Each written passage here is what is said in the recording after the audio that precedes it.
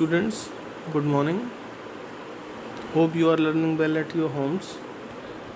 In our previous videos, uh, we have read the two parts of this topic, the best Christmas present in the world, in which, in the first part, the writer of this chapter he got a table made up of oak, and while repairing it, he found an envelope inside it, and there was a letter by an army officer called Jim McPherson, who wrote to his wife Connie about a wonderful incident that took place on the Christmas day when the two armies were fighting and during the World War One, and on the Christmas day, both of those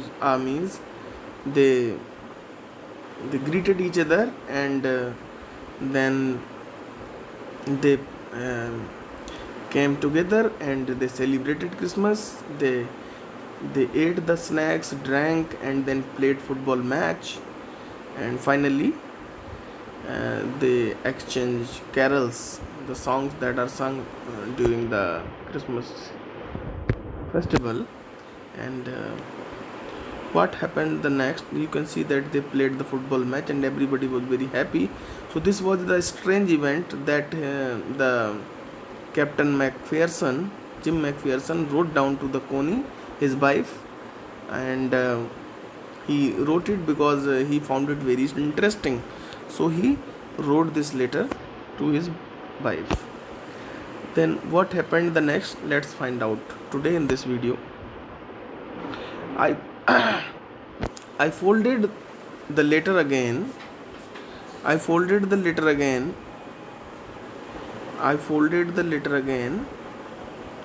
and slipped it carefully back into the envelope.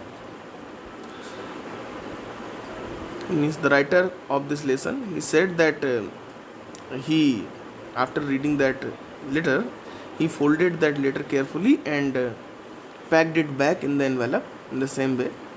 I kept awake all night. The writer was awakened throughout that night. He could not sleep. By morning, I knew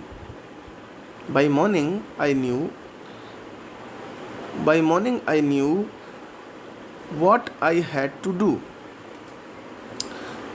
The writer said that the whole night he could not sleep and he was thinking, and then he realized by the morning that what he had to do, कि उसको क्या करना चाहिए. Okay, I drove into Bridport. वो Bridport जाता है just a few miles away, जो कि वहाँ से थोड़ा सा ही दूर था, कुछ ही माइल्स दूर था. I asked a boy barking his dog where Copper Beaches was. और फिर वो जो envelope में the address that was there in the envelope, beaches, तो he asked where the beaches was. उससे पूछता है कि beaches कहाँ है. एक बॉय से पूछता है who was walking his dog, जो अपने जो डॉग को जो है वॉक करा रहा था. House number 12 turned out to be nothing but a burned out cell. और जो there was the house number 12 जो था, that was burnt out, वो जल चुका था. The roof gaping, जो छत थी वो उखड़ी हुई थी.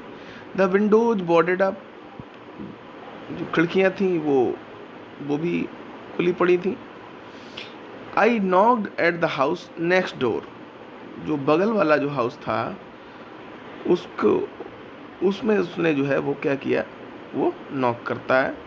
एंड आस्क्ड, और पूछता है, if anyone knew the whereabouts of Mrs मैकपियर्सन.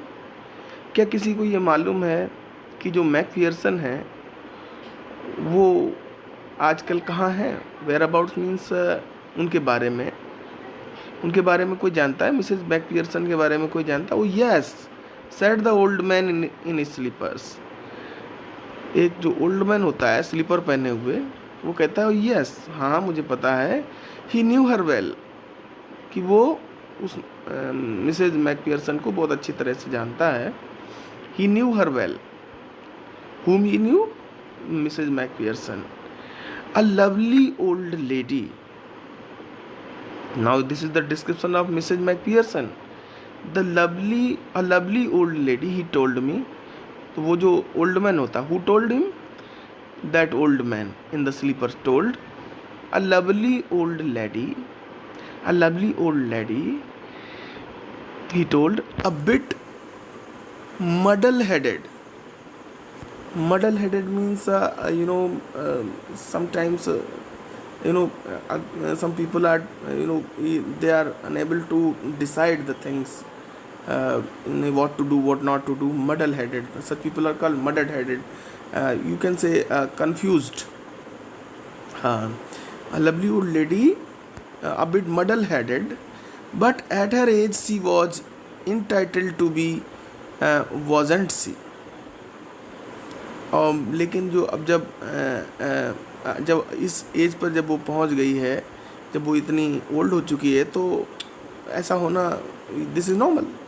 101 year old, कितना ओल्ड हो चुकी है that lady is 101 year old. She had been in the house when it caught fire, वो जब इस हाउस में जब आग लगी थी तो वो इसके अंदर थी। No one really knew how the fire had started, किसी को मालूम नहीं है कि ये जो आग थी वो कैसे लग गई। But it could well have candles, और ऐसा हो सकता है कि कैंडल से ऐसी आग लगी हो। She used candles rather than electricity, क्योंकि वो इलेक्ट्रिसिटी के बजाय कैंडल्स यूज करती थी।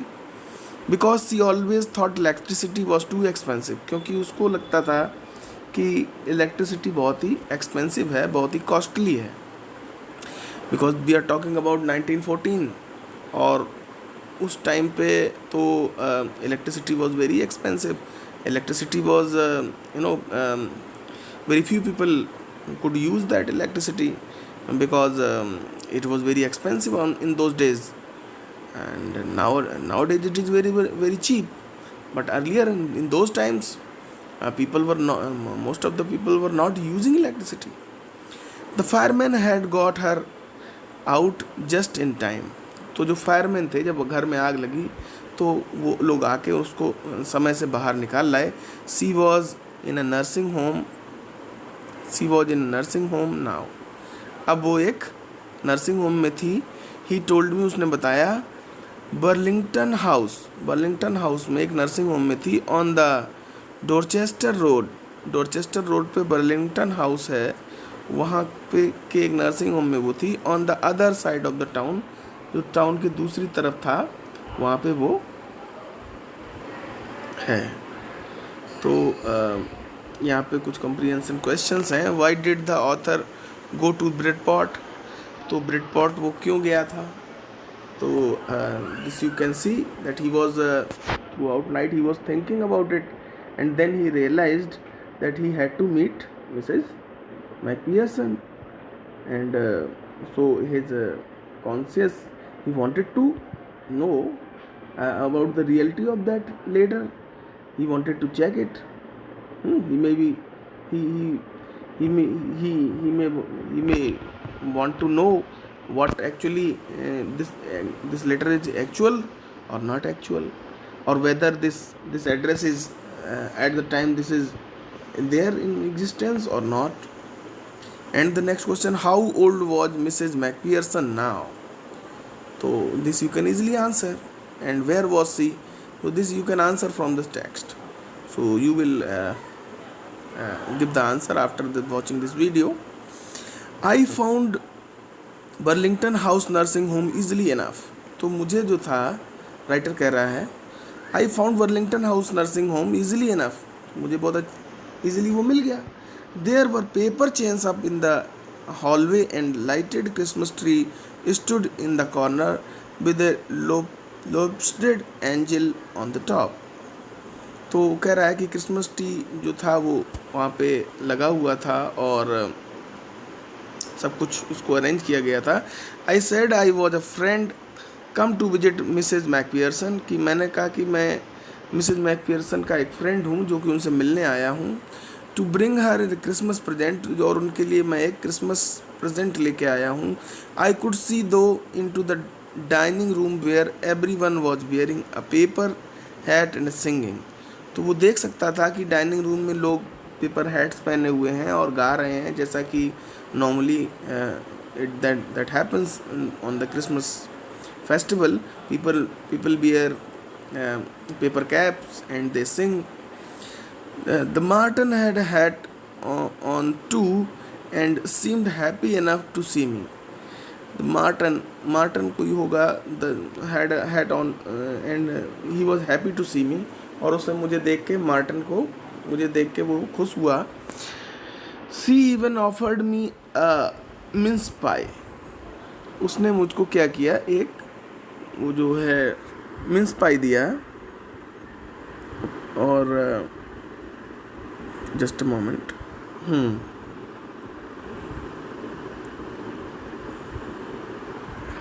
She gave me a mince pie and here you can see Martin had a hat on too and seemed happy enough to see me. She even offered me a mince pie. उसने मुझे कुछ एक mince pie is a dish वो मुझको दी खाने के लिए. And she walked me along the corridor, और मेरे साथ वो कॉरिडोर तक आई. Mrs McPherson is not in with the others. Mrs McPherson जो थी वो और लोगों के साथ में नहीं थी. सी टोल्ड मी, उसने मुझे बताया. She is rather confuse today, वो आज बहुत कन्फ्यूज हैं. So we thought it is best if she had a good rest. तो मुझे लगा कि अच्छा होगा कि वो रेस्ट करें, क्योंकि वो मिसेज मैकपियर्सन वो कन्फ्यूज्ड रहती थी, वो क्या उल्टा सीधा कर दें. तो बाकी सब लोगों के साथ वो नहीं थी, तो दैट्स वाई लोगों ने सोचा कि उनको जो है ना वो अच्छे से रेस्ट करने दिया जाए. सी हैज़ नो फैमिली, उनकी कोई फैमिली भी नहीं है. यू नो वन विजिट्स, और उनको कोई देखने, उनको विजिट करने कोई आता नहीं है. So I am sure she will be only too pleased to see you. और इसलिए मुझे लगता है कि अगर आप उनसे मिलने आए हो तो वो आपको देख के बहुत खुश होंगी. She took me into a conservatory with wicker chairs and potted plants all around and left me. तो फिर वो मुझको एक कन्वर्सेटरी में ले गई, एक बातचीत करने वाली जगह पे वहाँ पे ले गई, और वहाँ पे उसको वो मुझे छोड़ के चली गई. The old lady was sitting in a wheel chair. तो जो एक ओल्ड लेडी वहाँ पे थी वो व्हील चेयर पर बैठी हुई थी. You can see this. And her hands folded in her lap, और अपने हाथों को वो जो अपनी गोद में फोल्ड करके बैठी थी. She had silver white hair pinned into a बिप्सी बन, और उनके जो हेयर थे वो बिल्कुल सिल्वर वाइट हो चुके थे, चांदी की तरह सफ़ेद हो चुके थे, और उनको जो है वो पिन करके उसने एक बन बनाया हुआ था, एक जूड़ा बनाया हुआ था. And she was gazing out at the garden. वो गार्डन की तरफ, गेज मतलब होता है वो ध्यान से देखना. She was gazing out at the garden, वो गार्डन की तरफ बहुत ध्यान से देख रही थी. Hello I said. तो जो राइटर था वो कहता है हेलो. आई सेड मतलब राइटर कहता है मैंने कहा हेलो.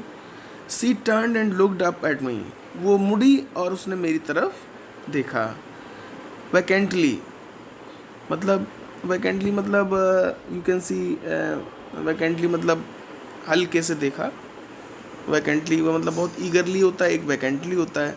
अगर कोई किसी को देखे और एकदम बहुत ईगर एक्साइटेड हो जाए तो दैट इज़ कॉल्ड, ये उसका अपोजिट है. She looked up at me vacantly, बहुत खाली से उसने हल्के से मुड़ के मुझे देखा. Happy Christmas Connie, I went on. मैंने मतलब जो राइटर बोल रहा है कि मैंने बोला happy Christmas Connie happy Christmas. I found this, मुझे ये मिला है, आई थिंक इट्स योर्स, और मुझे ऐसा लगता है कि ये तुम्हारा है।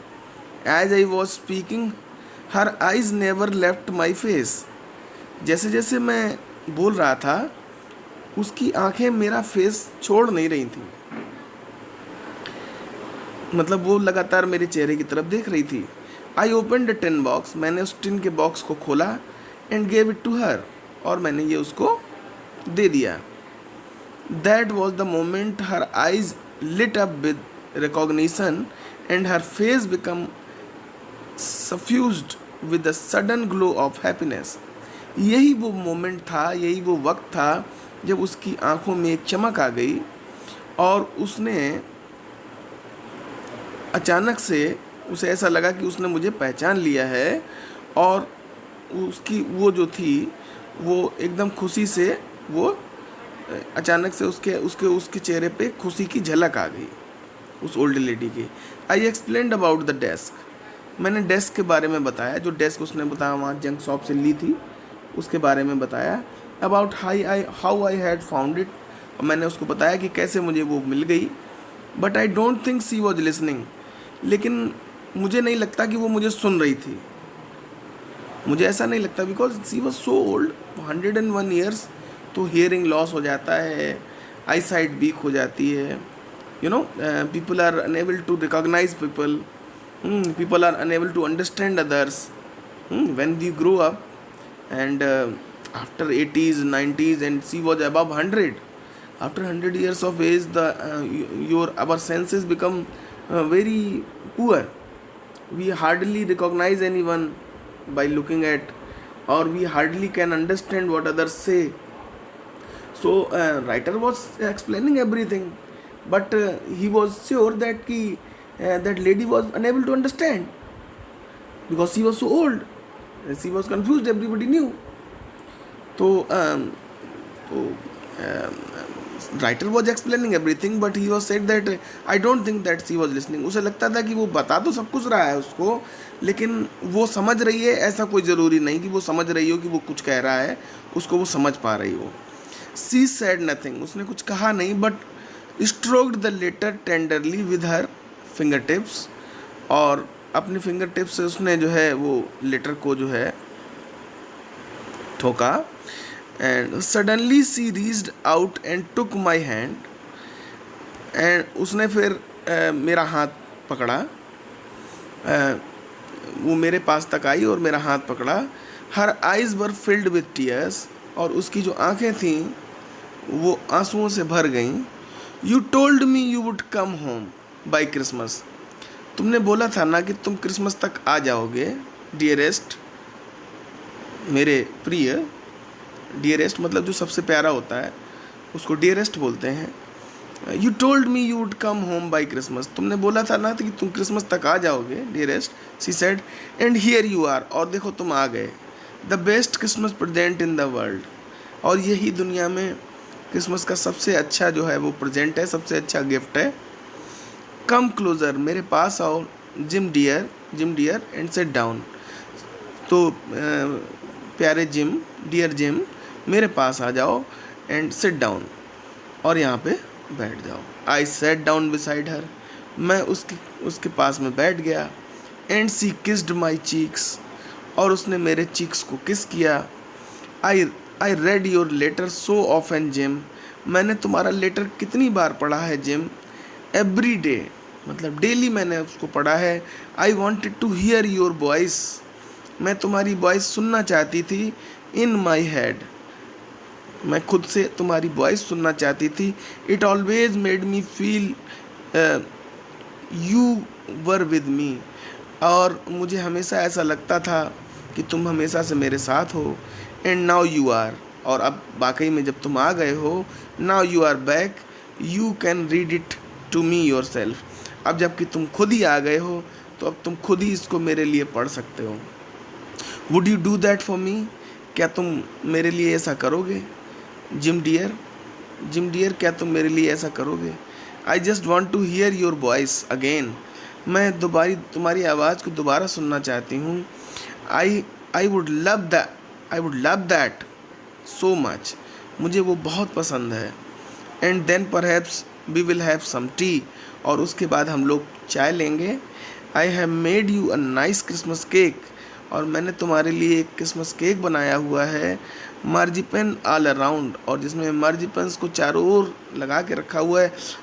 I know how much you love marzipans, और मुझे पता है कि तुमको ये जो मार्जिपन्स हैं वो कितने अच्छे लगते हैं। Michael Morpurgo Michael Marpugo is the writer of this chapter, and here comes some comprehension questions and working with the test questions. So here in this chapter you see that old lady mistaken that man to be the Jim, because he was so old she could not recognize that who is coming here.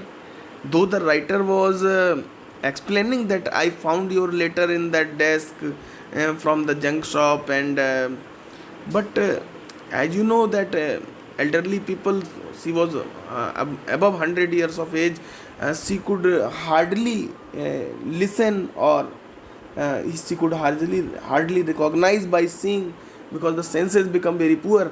So she mistaken him to be his husband Jim, and as she was the husband did not came from the bar, and she was waiting for her so long. Every Christmas she was waiting, every Christmas she was waiting. This is called the love of the lady, that though that man did not return, but she kept on waiting for him. तो वो इंतज़ार करती रही, जबकि वो उसको सब लोग बताते होंगे कि तुम्हारा जो हस्बैंड है वो वॉर में नहीं रहा होगा, बट उसने उम्मीद नहीं छोड़ी थी, और वो 101 ईयर की हो गई तब भी वो उसका इंतज़ार कर रही थी. You can look at the kind of love that he had, that old lady had for her husband, and she on every Christmas day she made a wonderful cake with marzipan, and that cream that is pasted on the cake, that gives a very nice taste. So here you can see that she mistaken that man, that the writer, and that he is one now, and she is now become very happy, because she knew that one day he will return. So the writer said nothing, but kept on following it, and this way this chapter overs. So in what in your opinion it would be the most wonderful gift, the best gift, the best Christmas present in the world? So this was all about this chapter. So you can go through this again, and you can solve it. So these are what the human relations, so such kind of relations we have got. When we love someone, we keep on waiting for him or her, whosoever.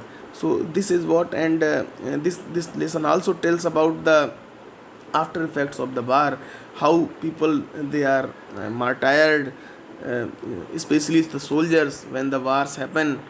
And some soldiers they are they are dead, they came home, their dead bodies come. Some soldiers their dead bodies even don't come. So the people, their family members, they keep on waiting for them, that someday they will return. So in this way this chapter is a very nice chapter, and the writer Michael Marpurgo, he is a wonderful playwright and a novelist, and this is what a wonderful letter, a wonderful lesson from him, from his side. Thank you.